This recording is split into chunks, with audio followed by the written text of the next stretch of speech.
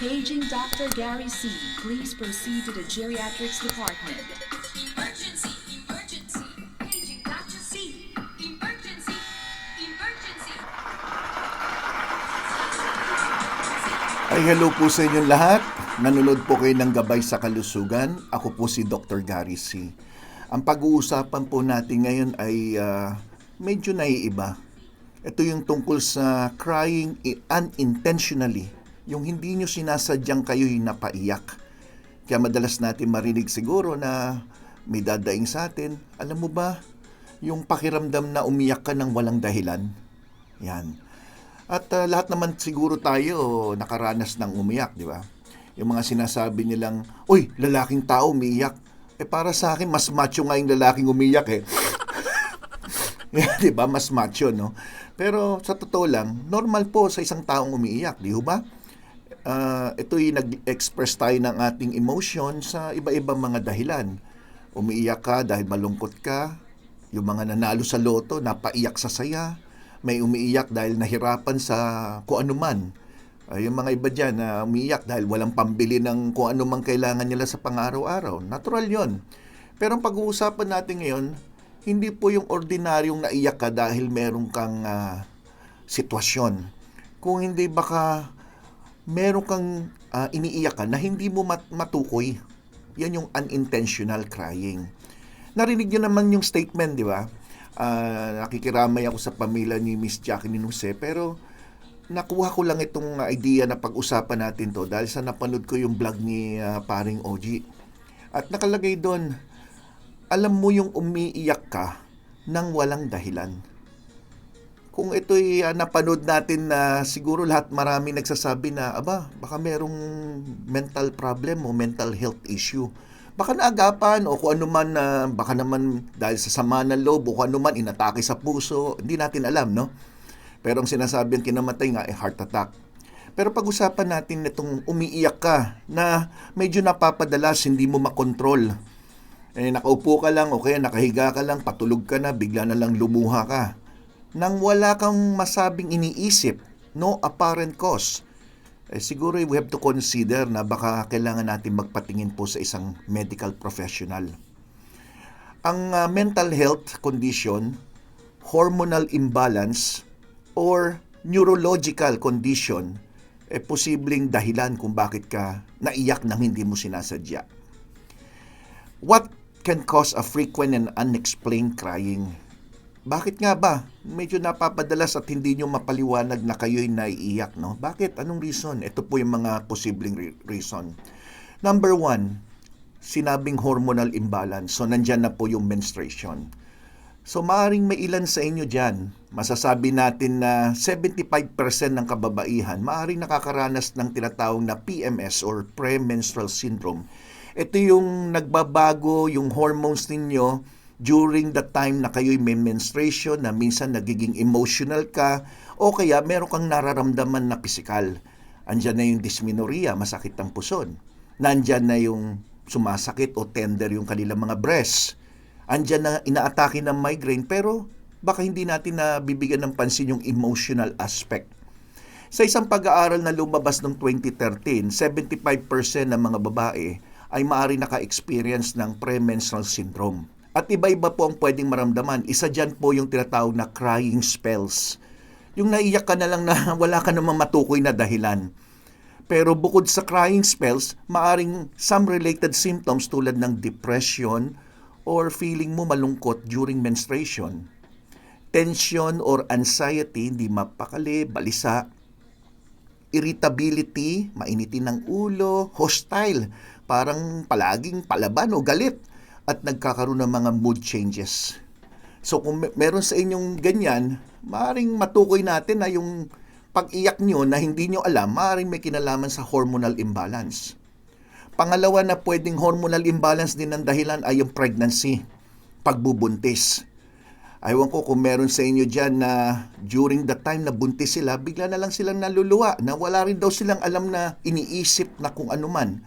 Pero iba po yung usapan na may nabuntis pero yung asawa 2 years na nasa ibang bansa. Ibang usapan po yun, ha? Baka mamaya akala nyo iyak nang iyak yung pala alam niyo na, ang ibig ko sabihin.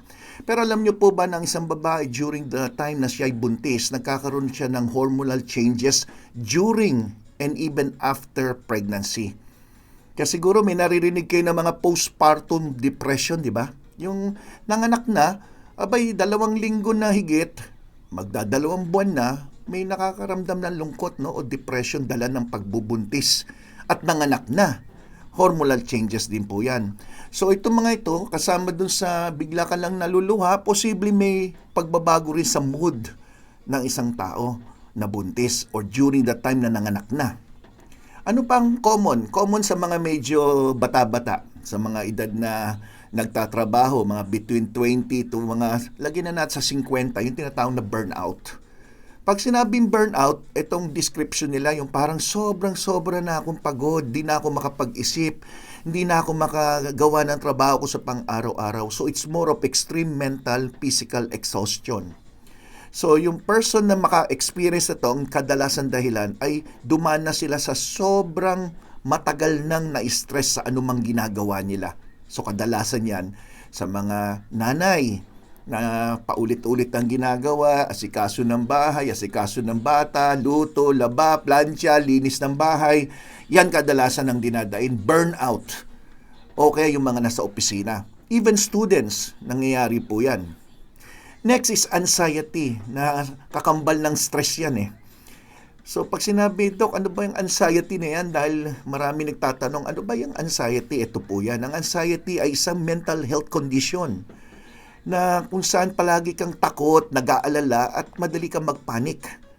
Yung konting bagay lang akala mo mamamatay ka na. Ito ay mental health condition. Hindi nyo pwedeng sabihin na umaarte ka naman. Marami ako narinig na ganyan maarte ka. Ang dami mong konting bagay, matatakutin ka. Pero ito ay hindi nila kagustuhan. Ang problema, pag itong anxiety nangyari sa isang tao, ang feeling mo, wala kang control sa mga bagay-bagay. So, madali kang, kumbaga, maapektuhan. So, feelings nito, mga tao nito, bigla na lang naiiyak sila o luluha ng, maski na hindi yung mismo actual on the same day na mismo may anxiety sila, bigla na lang luluha. Pag nangyari po ito nang wala ka talagang reason na matukoy, yan ay isang uri ng anxiety. And depression. Ilan kayo yung dumadaan sa depression, pero iba po yung malungkot sa depression. Kasi pag sinabi natin malungkot, halimbawa, wala kang panggastos, walang pera, sasabihin ng iba dyan, ay, wala akong pera, lungkot, depressed ako. Hindi depression, dahil bigyan mo lang ng pera, masaya na. Ito yung mga tao na pag sinabi yung depression, matinding kalungkutan na matagal na, umabot na ng higit 2 linggo, pataas. So, yung mga taong depressed is also a mental health condition. So, hindi nyo pwedeng sabihin na, baliwala yan, kaya mo yan, hindi ganon. Minsan, nadja-judge din natin yung mga nagdadaing sa atin na mga anumang nasa isip nila. So, this is also characterized na mababa yung inyong mood. Ang nangyayari, mga pasyente, yung parang down na down, feeling mo, wala kang silbi, mga ganyan, feeling mo, nag-iisa ka sa buhay, na umaabot ng ilang linggo, buwan o taon. Some other symptoms ng depression na dapat bigyan ng pansin, yung dating masayahin, hindi naman mainitin ng ulo, ngayon bigla na lang nagagalit, irritable, may feeling siya ng guilt, yung pakiramdam niya, kasalanan ko kasi, o kaya hopelessness, kawalan ng pag-asa. Feeling numbness, emptiness, yung wala nang pakialam, wala nang emotion, loss of confidence at wala nang self-esteem, wala nang kumpiyansa sa sarili. Kasama nito may lack of interest o pleasure sa kanyang mga dating hobbies na gusto niya. Kung dati mahilig siya mag-baking halimbawa, dati mahilig siya mag-gardening, inalis na niya lahat yan, nawala na siya ng interest.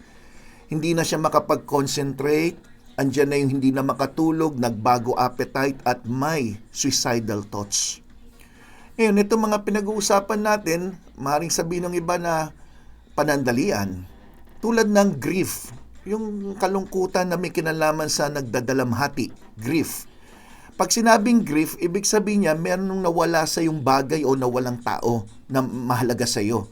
So, grief is a complex process iba-iba ang ating pagtanggap sa pagdadalamhati, di ba?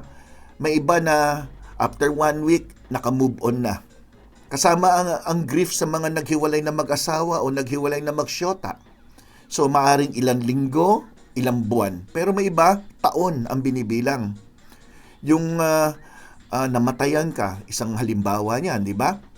Yung iba-ibang tao, iba-ibang masasabing reaction, may iba delayed. Ibig sabihin, nung halimbawa, nagkahiwalay ngayon, okay lang siya. Pag sinabi mong delayed grief, ito yung mga tao na namatay ngayon, halimbawa, o nawala yung kanyang boyfriend o asawa, pero after 1 year, saka lang siya nagkaroon ng pagluluksa or kalungkutan. So, iba-iba ang tao, iba-ibang pag-accept, di ba? So, expert call this complicated or unresolved grief. Ibig sabihin, taon na. May pasyente ako, 10 years na raw namatay asawa niya, pero pag napapag-usapan, umiiyak siya. So, ito yung mga unresolved grief, no? So, ang hirap yan, di ba? Kailangan talaga dalhin sa isang psychiatrist, psychologist. Psychological counseling is very important. Person can suddenly cry without any warning. Maski na hindi siya pinag-uusapan, bigla na lang naluluha, naalala niya, o minsan di niya naalala, bigla na lang luluha. So, ano yung mga strategy na pwedeng gawin? Kung kayo itong mga taong ito na bigla na lang naluha, ano ba pwede nyong gawin, no? Yung tulong pang sarili mo na. Ang isa sa sinasabi na pwede nyong gawin ay i-press nyo raw yung pinaka-roof ng inyong bibig. So, yung roof ng bibig, ito for example, ito yung ballpen, ito, yan ang roof, di ba? I-press nyo daw yon, i-press nyo ng thumb. Makakatulong yon. Other than that is relax yung face. So, paano i-relax? Siguro, facial, konting steam, yung iba, cold compress, massage sa face, makakatulong. At pinch nyo po yung in between your thumb and forefinger. So, ito tinuturo ko, pinch nyo to kasi ito yung sinasabi na nakakabawas ng stress. So, pag na-stress kayo o kaya naluluwa ka nang hindi mo maipaliwanag, just keep on pressing this area. So, yan yung mga pwedeng strategies. Pero ako, ang kinakatakot ko rito, yung tinatawag na suicidal thoughts. So, kailangan natin maiwasan to, yung tinatawag na how to prevent suicide. So, ito yung mga pwede nyong gawin. Kung may kasama kayo sa bahay, may kaibigan kayo, o may alam kayong isang tao na merong risk na saktan niya yung sarili niya, o kaya duda ka baka mag-suicide, o kaya alam mong nasasaktan siya kung ano man, naghiwalay mag-boyfriend. Ewan ko lang kung may babaeng na naghiwalay mag-boyfriend na naiisip to mga ganyan, no? Ang unang gawin niyo po, itanungin niyo siya. Huwag kayong matakot, medyo mabigat yung tanong, pero ikaw ba nag-iisip pang mag-suicide? Bakit? Kung anong sabihin niya kasi magkakaroon ka ng idea. Pangalawa, makinig lang kayo dun sa tao kung yung mga sinasabi niya without judgment. Huwag niyong sasabihin sa kanya na, mahina loob mo eh. Yan ang pinaka number 1 na magiging mortal sin nyo. Yung, ang hinam naman loob mo. Hindi ganon. Hindi yun ang pag-motivate, no? Number 3, make sure to stay with that person. Lalo na kung nagsasabi siya ng kung ano-ano na alam nyo naman, naghahabilin, na, sa'yo na lang tong pustiso ko, ha? Ay, hindi, yung mga ganon, no? Biro lang, pero totoo yun. Number 4, try to remove yung mga weapons, kutsilyo man, ano man na pwede makasakit sa kanya, o mga gamot, o ano mang pwede maka-harm dun sa tao. And samahan nyo, o kayo mismo, try to seek professional help. Dahil sa tulong lang po ng mga doktor, kagaya niyan, kung hormonal imbalance yan, minsan binibigyan lang ng mga hormonal replacement, nakukorek na yung problema. If it's neurological, may mga ganon, o kaya psychotherapy, minsan yung totoo, naniniwala ako doon sa kasabihan na minsan may makausap ka lang, malabas mo lang yun nasa loobin nyo, nagkakaroon ka ng ginhawa. What more kung yung kausap mo ay parang kasangga mo, feeling mo, maasahan mo, kaibigan mo, relative mo, importante yon. So sana makatulong ito maski paano sa inyo dahil ako'y naniniwala na lately medyo pataas ng pataas ang mga mental health concern. Kung mapapansin nyo, pataas ng pataas. Hindi naman yung iba humahantong sa nag-suicide, pero because of this too much stress, nagkakaroon din ng burden sa inyong heart. Nagkaroon ng burden sa inyong physical na health, di ba? So, hindi lang mental health ang nagiging problema, kundi physical health din. So, nandyan na yung di ka kumakain ng maayos, andyan na yung iba baka nag-iinom pa ng alak, yung iba naninigarilyo at kung ano pa mga bisyo na lalo makakasama sa inyo.